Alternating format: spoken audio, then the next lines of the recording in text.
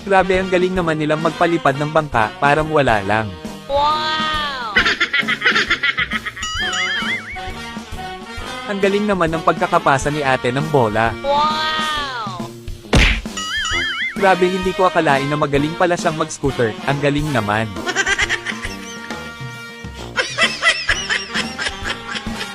Hindi ko alam kung tent ba ito o sasakyan, kasi tumatakbo siya dito sa kalsada. Grabe, ang swerte naman at nakapulot siya ng pitaka na may lamang madaming pera. Wow! Mukhang masama yata ang kutob ko sa nakita niya, parang hindi yata ito pera. May ganito din ba kayong karanasan sa ganitong tsinelas, mga idol? Aba, madali lang pala turuan ng aso na ito. Masyado namang magaling magtago si kuya, kaya hindi siya